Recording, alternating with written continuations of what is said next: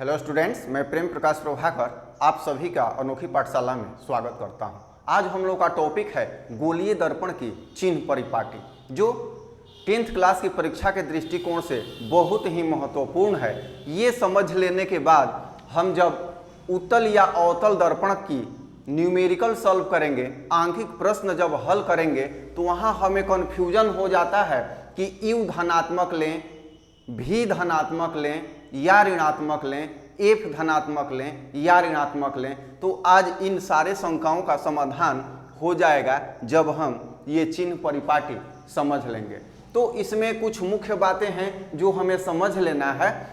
ये x और x dash, इसे हम प्रधान अक्ष मानते हैं और P बिंदु पर एक गोलीय दर्पण को चाहे उत्तल हो या अवतल हो इस प्रकार सेट करते हैं कि परावर्तक सतह हमेशा बाईं ओर रहे। चिन्ह परिपाटी को समझने के लिए परावर्तक सतह अर्थात जहां से प्रकाश रिटर्न होके जाएगा, वस्तु जिसके सामने रखी जाएगी, तो उसे हम परावर्तक सतह बोलेंगे।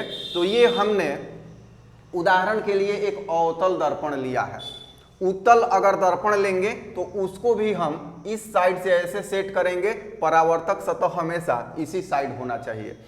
तो यहाँ हम देखते हैं बाईं ओर की दूरी, जो बाईं ओर दूरी होगी, चाहे प्रतिबिंब हो, चाहे वस्तु हो, चाहे फोकस हो, वो ऋणात्मक हो जाएगी जो बाईं ओर आएगी। और जो दाहिने ओर आएगी, ये P है जो ध्रुव है, यहाँ जो कटान बिंदु जिसे अगर हम कार्तीय तल बोलें तो मूल बिंदु है, इससे दाहिने ओर जो है वो धनात्मक होगा।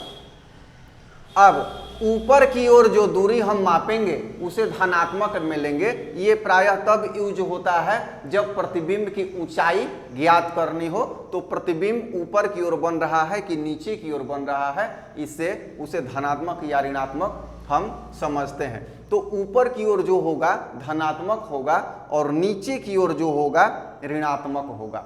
तो यह चिन्ह परिपाटी की विशेषता है। यहाँ से हम लोग स्पष्ट रूप से समझ रहे हैं, जैसे ये गोलीय दर्पण में कौन सा ये दर्पण है? अवतल दर्पण है। तो अवतल दर्पण का झुकाव ऐसे है, इसका मतलब है कि इस खोखले गोले का केंद्र इस ओर आएगा, इस ओर आएगा।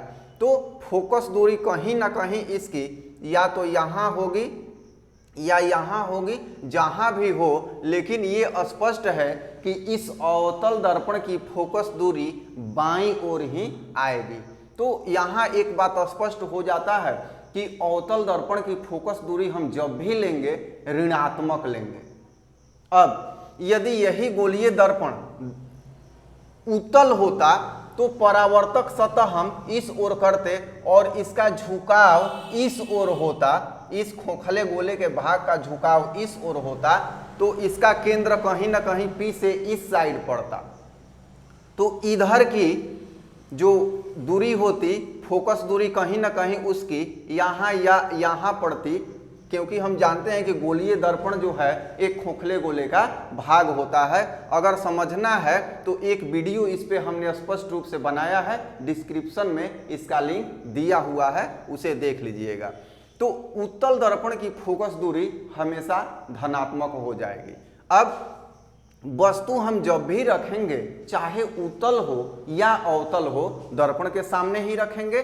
तो दर्पण के सामने परावर्तक सतह तो हमेशा इस ओर ही रहेगा, बाईं ओर। तो वस्तु की दूरी जब भी हम लेंगे न्यूमेरिकल बनाने में, आंकिक प्रश्न सॉल्व करने में, तो वो U बराबर हम हमेशा ऋणात्मक ही लेंगे। और F डिपेंड करेगा, अवतल होगा तो ऋणात्मक, उत्तल होगा तो धनात्मक। अब प्रतिबिंब यदि कंडीशन के अनुसार इसी साइड बन रहा है तो ऋणात्मक दूरी हो जाएगी। प्रतिबिंब यदि दर्पण के पीछे बन रहा है तो धनात्मक हो जाएगी। ये प्रतिबिंब, ये वस्तु की अवस्था पर निर्भर करता है, खास करके अवतल दर्पण में, कि प्रतिबिंब कहाँ बन रहा है, क्योंकि अवतल दर्पण में प्रतिबिंब आगे दर्पण के और दर्पण के पीछे भी बनता है। तो इस तरह से हम स्पष्ट कर लेंगे। आप लोग इसका स्क्रीनशॉट भी ले सकते हैं और इसे देख के समझ लीजिए। बस 4 बातें ध्यान देनी है।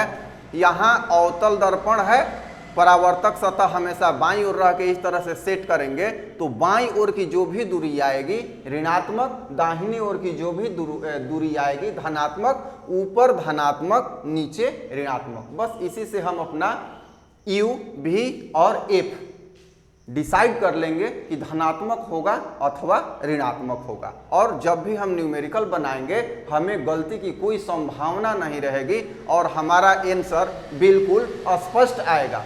वहाँ भी जब V आए या F आए तो धनात्मक ऋणात्मक से हम ये चिन्ह परिपाटी से ही अंदाजा लगा लेंगे कि दर्पण के बाईं ओर है या दर्पण के दाहिने ओर प्रतिबिंब है, या दर्पण उत्तल है कि अवतल है, उसके धनात्मक और ऋणात्मक से पता चल जाएगा।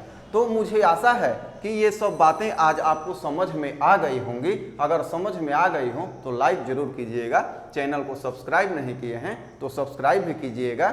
धन्यवाद।